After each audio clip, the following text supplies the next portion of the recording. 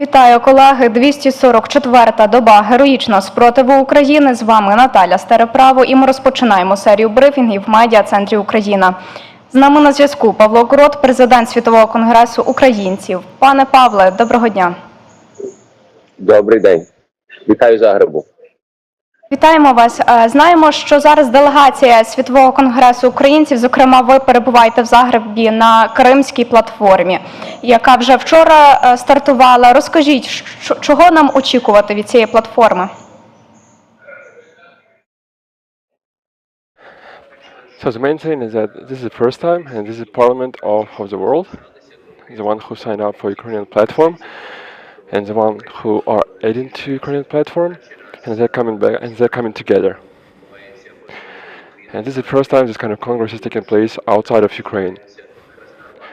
And the second time when the press parliaments are assembling, because approximately 40 of them are represented there. And we expect that in the future the laws in the world will be increased in order to support Ukraine and to make sure that these countries will never accept the annexation of Crimea, and in order to create the hard and ironclad international structure against Russia. What are the conversations among the participants of the summit? What they're talking about regarding the help of Ukraine?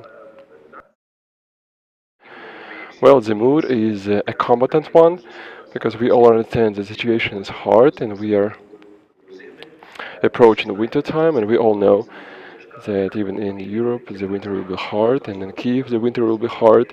And right now the parliamentary members are thinking what set of sanctions will be there, how we can help Ukraine when it comes to microeconomy. And the talks about this are continuing and they're going on. And obviously one has to take important decisions. Maybe it will take a couple of weeks regarding sanctions, regarding economical help, regarding military help to Ukraine. And we see that the parliaments of different countries are talking about the question of sanctions against Russia, but also about creation a legislative mode, where they can take in legislative way the property of Russian people. And we can see that they do not have possibility to take it. To your mind, since the main topic of this summit is the occupation of Crimea, what do you think? What should be the next step so that the matter regarding the occupation of Crimea to close on it and make it closer to you? Well, one of the steps is the victory of Ukraine. As long as Ukraine wins and it takes back not only those territories annexed and taken from it on the 24th of February, but also all those Ukrainian territories. So all this is a question of the occupation. Around the occupation there are talks and questions regarding how to find approach for reintegration, how to take it back to Ukraine. And they are starting to talk about this already now. But we want to emphasize to all parliaments of the world that before becoming talks about rebuilding, we have to talk about victory. And this be a priority. And we see that the parliaments of the whole world and those 40 countries who are assembled here support Ukraine and will support Ukraine. They all understand that this is not just them and Ukraine, but this is a team of more than 40 countries in the world who joined the Ukrainian summit, Ukrainian platform. And after this summit, it is important to understand why it is going on right now.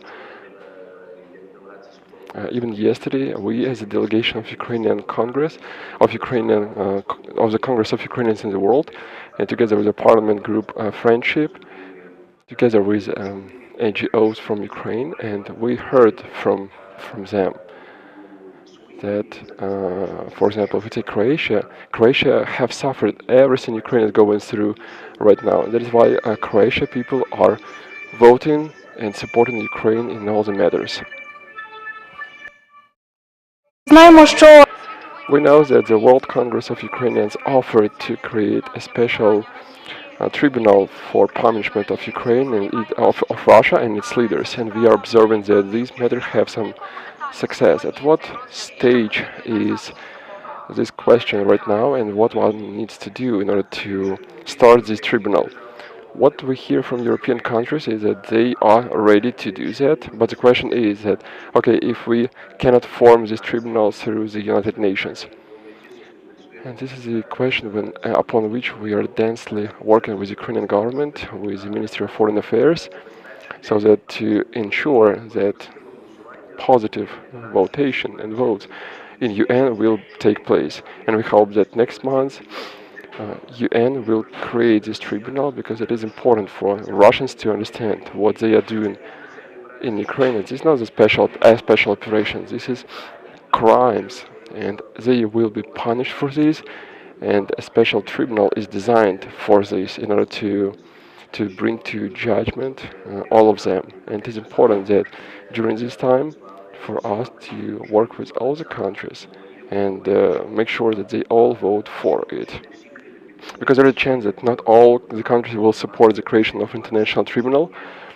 There are some pitfalls, because somebody thinks that there should be just international crime court, but we are supporting the urges of Ukraine that this should be a special international tribunal created there in UN. So the world saw how Russia is supporting terrorism in Ukraine. The world saw these war crimes. How do world leaders and international organizations are ready to help Ukraine, and those you are having negotiations with? Well, we have negotiations with all of the Western civilized countries, the democratical countries, to make sure that they provide military sanction, economical help, and military, of course, is a primarily.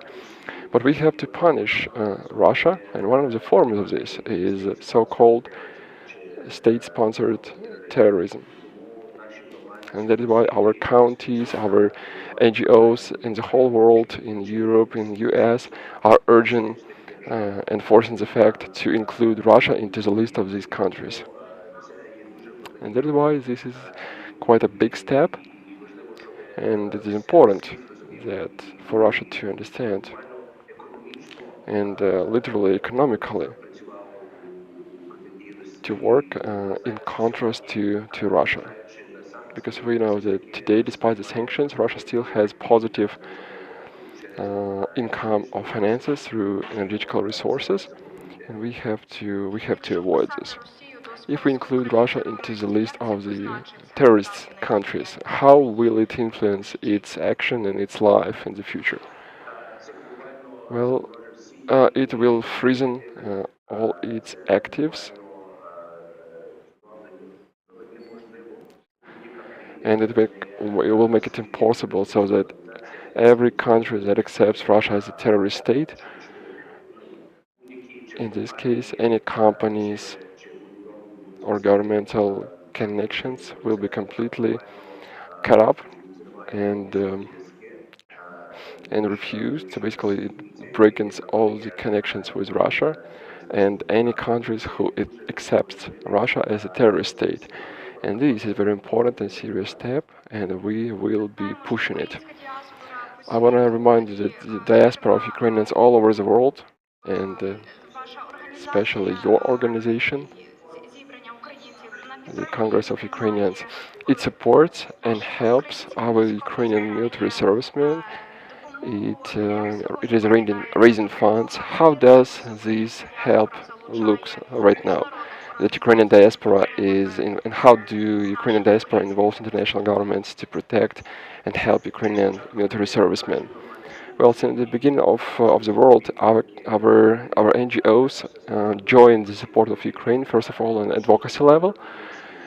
They came on the streets, they showed, and not only Ukrainians were there, but also the friends of Ukraine. And they were building this network of Ukrainians all over the world.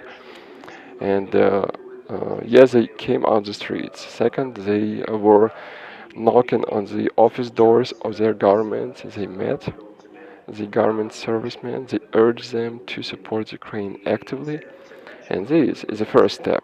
Step number 2 is the humanitarian help that is provided to Ukraine by them.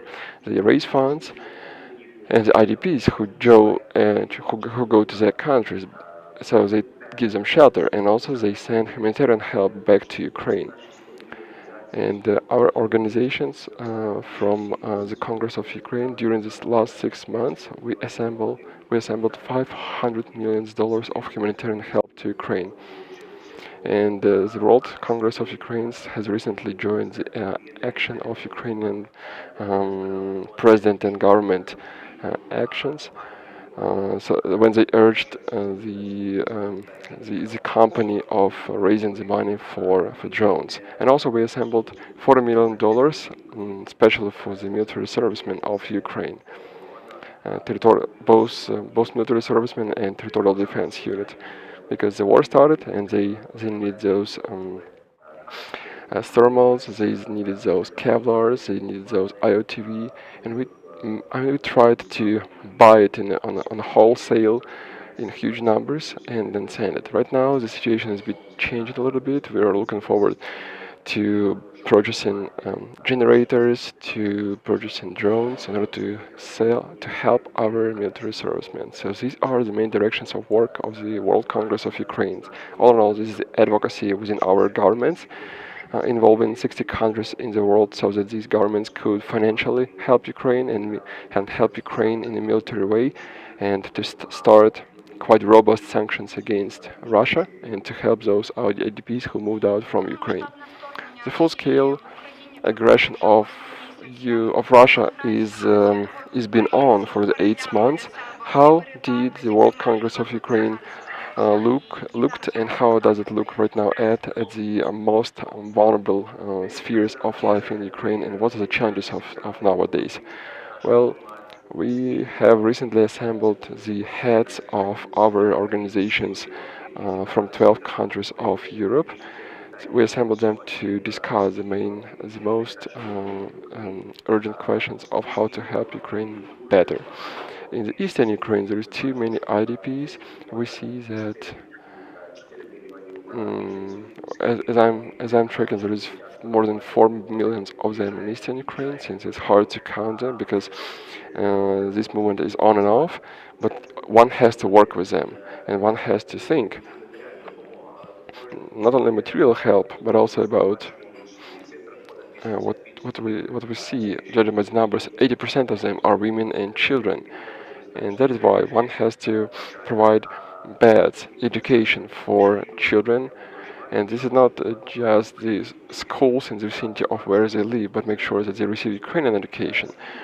We see that Russian world is working actively in the eastern Ukraine, and they are trying to assimilate Ukrainians who are moving out of the Ukraine. That's why we urge Ukrainians of the whole world for them to create Ukrainian communities there in their countries, so that these communities could support our citizens and help them to integrate into those countries.